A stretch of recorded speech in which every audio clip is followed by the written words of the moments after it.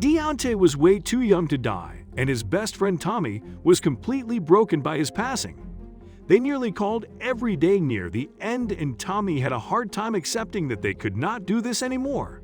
So he decided to put Deontay's old phone with him in the casket, just before he got buried, as at least he could still call him. But he could have never expected that this would happen the other way around. Tommy went into a complete mental meltdown when he saw that he had a missed call from his best friend Deontay. How was this possible? He had been dead for at least 5 days now. He had even seen him get buried in the ground. He had put Deontay's phone with him into the casket, but that was only so he could leave him a voice message every now and again when he missed him. He tried calling the number many times that day without getting through, but then later that afternoon, he got another call from Deontay. Before we start, can we get this video to 1,000 likes? Please hit the like button and subscribe to the channel. This time Tommy was able to pick it up, and when he heard the voice on the other side of the line, he could not contain his tears anymore. But how could Tommy get calls when Deontay's phone was in the casket? Was his best friend not actually dead? Or was something else going on here? In the early stages of their friendship, not everything was okay between them. They had been going to the same high school, but after that they parted ways for a couple of years because of a shocking reason. Deontay had always been secretive about his family and his past. When they agreed to hang out, it was always at Tommy's place. Deontay always had a reason why it didn't fit at their place. Tommy decided to go on investigation at the end of their high school career. He followed Deontay without even knowing to their house. Eventually at his house, he saw some things he did not expect. He expected to see extreme poverty or something else dodgy, but actually it all seemed like a happy family. But this situation confused Tommy even more. Why did Deontay not let his best friend in his house? Tommy couldn't figure it out yet, so he decided to follow Deontay for a couple of days more. He followed him to school, to his home, and to his soccer practice.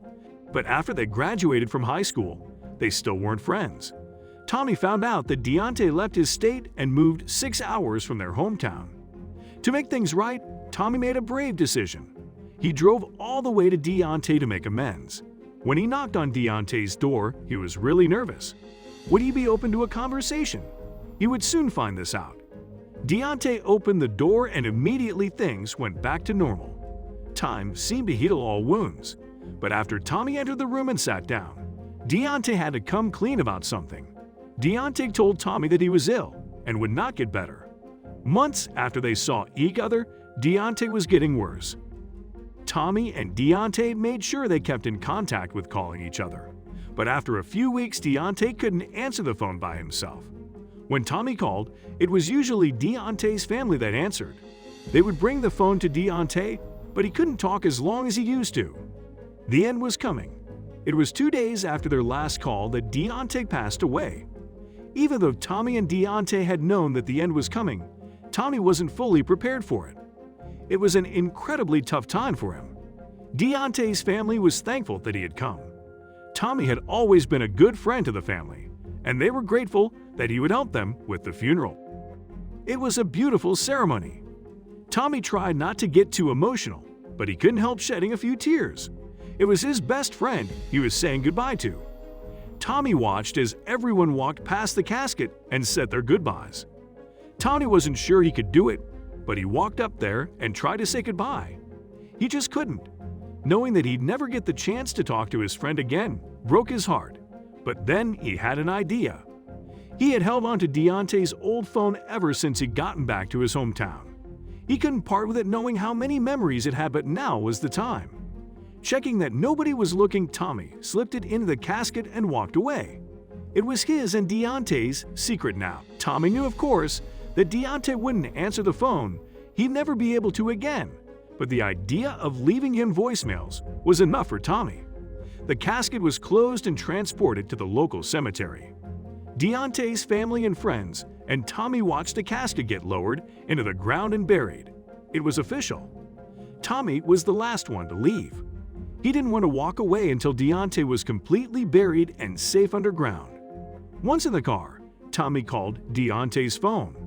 It rang for over a minute and finally, the call went to voicemail. This was exactly what Tommy was hoping for. Tommy's face broke into a smile as he heard the familiar voice of Deontay telling him to leave a message. It was perfect. Tommy left Deontay a message. He talked about the funeral and everyone there. He said goodbye to Deontay and hoped somewhere Deontay could hear his message. Of course, Tommy knew Deontay couldn't really hear it, or could he? Tommy drove back to his apartment in the city, and after the long drive, he was ready to sleep. Tommy woke up after sleeping in that morning and tried to go about his morning routine. There was a missed call from sometime in the night. There wasn't a voicemail, but the name on his screen said Deont. How could that be possible? Tommy immediately called the number back. Every chance to speak Deontay one more time would be lovely. When Tommy called the number back, he was obviously really nervous. Then someone picked up the phone. "Hello, who is this?" asked Tommy hopefully. But there wasn't any response. Tommy asked again, but again, nobody answered. Maybe it was just per accident that his phone got called. But that wouldn't make sense. Then Tommy decided to go on a search for the person who called him. He wanted to find out who called him, not only because he hoped it would be Deont, but if it wasn't him, he wanted to know who pranked him, as Tommy did not find it exactly hilarious. At first, Tommy did not know how to start his search, so he decided to Google as much information as he could about tracking someone's phone down. After a few hours, he figured out how he could find his mysterious caller. But the problem was, he needed to know things about the phone he could not have known. To track down the phone, Tommy needed the serial number of the phone he bought. But there were only two ways to find this out. One of them was impossible because he did not have the phone. The other one was asking the store where Deontay bought the phone. Tommy didn't have another option than going to the store where Deontay bought it. But the store wasn't very helpful at first. They could not show it due to privacy reasons, so Tommy tried to explain the whole situation. After that, the company was willing to give the details to Tommy despite the fact that it was against the regulations that the company has. When Tommy got home, he immediately tracked down the phone. Tommy tracked down the phone, which only took him a few minutes as he learned a lot about it while he read about it. After a few minutes, the location of the phone popped up on his screen. He was shocked when he saw the location. It was quite a familiar location. Actually, the phone was right now only a few hundred meters away from his house. Tommy ran out of his house. As hard as he could at the place where the phone was, he was flabbergasted when he saw who was standing there with the phone in his hand. It was Deontay's father. Tommy approached the father and asked about the phone. Deontay's father, whose name is Mark, found the phone during the funeral.